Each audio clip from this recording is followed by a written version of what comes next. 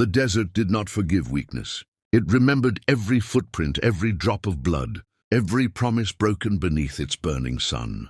That afternoon, the land trembled under a copper sky as the wind dragged whispers of war across the plains.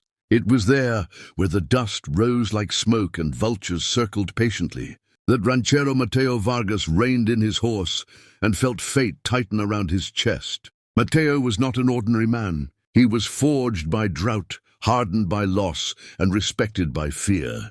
His ranch stretched farther than the eye could see, cattle branded with his mark, men loyal to his word.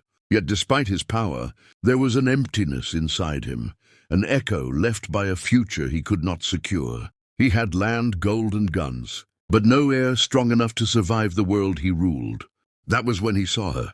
She emerged from behind the red rocks like a living myth, Anayeli, the giant Apache woman spoken of only in hushed voices. Taller than any man, shoulders broad as destiny itself, eyes dark with ancient fire. Her presence silenced the desert. She carried the strength of generations in her stance, the pride of a people who refused to bow. Mateo's hand hovered near his revolver, not out of fear, but respect. They stared at each other, enemies shaped by history. Ranchero and Apache, conqueror and guardian. Fire and stone. You ride alone on stolen land, Anayeli said, her voice deep and steady, echoing like thunder rolling across mountains. This land answers to my name, Mateo replied, though his heart betrayed him. But you are not like the others. She stepped closer, and the air itself seemed to bend. I am the last shield of my people, she said, and you are the storm that destroys without remembering. Her words struck him harder than any bullet. Mateo had buried men. He had burned villages. He had survived betrayal and blood. Yet something about this woman, this giant, Apache, made him feel small for the first time in his life. He saw not just strength, but legacy. You stand alone, Mateo said quietly. Just as I do. And Nayeli narrowed her eyes. Do not mistake solitude for weakness, ranchero. I don't, he answered. I see power, and power shapes the future. The wind howled between them, carrying the ghosts of ancestors. Mateo dismounted his horse, a sign no man dared make in enemy territory. He removed his hat, exposing scars carved by years of survival. My world is changing, he confessed. The land demands bloodlines that cannot be erased. I need a future that will not be hunted. Anayeli felt anger rise, but beneath it, curiosity. She had been raised to hate men like him, yet here he stood, not begging, not threatening, admitting fear. You want to use me, she said. No, Mateo replied. I want to build something neither of us could alone. Silence stretched between them, heavy as destiny. Anayeli remembered the prophecies, spoken by the elders, of a child born between enemies, strong enough to end the cycle of slaughter. She had always believed it was a myth, until now. You bring death wherever you ride, she said. Why should I believe you won't destroy what I protect? Mateo met her gaze.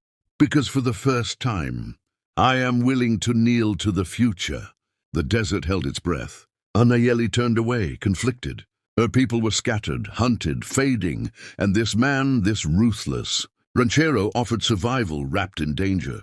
Leave, she said finally, before my warriors return. Mateo mounted his horse but did not ride away immediately. This is not the end, he said. It is the beginning of a war, or a legacy. As he disappeared into the dust, Anayeli placed a hand over her chest, feeling the storm he had awakened. The ancestors were watching. The land was choosing sides, and destiny had just taken its first step. If this story gripped your heart and stirred your imagination, don't forget to subscribe to the channel for the next chapter, where destiny turns darker. Loyalties are tested, and the future demands a sacrifice no one expects. Night fell over the desert like a closing wound. The moon rose pale and watchful, casting silver over the rocks where Anayeli stood alone, listening to the silence her people had mastered for generations. Yet tonight the silence felt different. It was heavy, expectant, as if the land itself knew that something irreversible had begun the moment. The ranchero rode away, and Nayeli tried to steady her breathing, but her thoughts betrayed her discipline. Mateo Vargas. His name echoed like a challenge inside her mind. She had faced soldiers, hunters, traitors, men who spoke with bullets and chains, but never one who spoke of the future with fear in his eyes. That frightened her more than his weapons ever could. Before dawn, the Apache Council gathered, elders with skin carved by time, warriors marked by loss. They listened as Anayeli spoke of the encounter, of the ranchero's words, of the uneasy pull she could not explain. Murmurs spread like fire through dry grass. "He is poison," one elder said. "He is fate," whispered another. Then the eldest among them, nearly blind but sharp in spirit, struck the ground with his staff. "The prophecy was never meant to be comfortable," he said. "It was meant to end the bleeding." The words settled into Anayeli's chest like a stone. By midday, riders approached the valley, not soldiers, but emissaries under white cloth. Mateo Vargas did not hide behind arrogance. He came openly, unarmed, alone. When he dismounted again before Anayeli, the warriors tensed, arrows drawn, but she raised her hand. "You came back," she said. "I said this wasn't the end," Mateo replied. Dust clung to his boots, exhaustion to his eyes. "My enemies circle. Your people are hunted. We stand on opposite cliffs, but the abyss below us is the same." Anayeli studied him carefully. "You ask for alliance," she said. "Yet your kind has never honored one." "Because my kind fears losing power," Mateo answered. "I fear losing meaning." Those words changed everything. Days passed.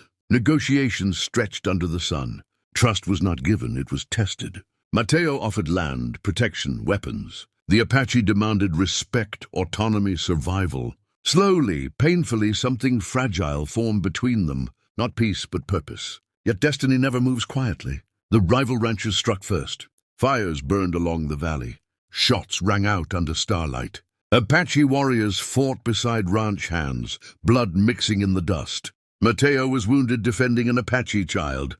Anayeli carried him from the battlefield, her strength undeniable, her resolve unshaken.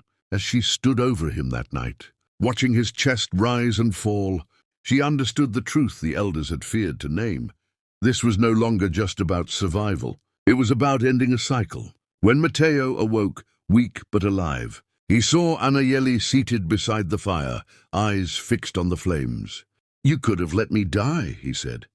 "Yes," she replied. "But then nothing would change."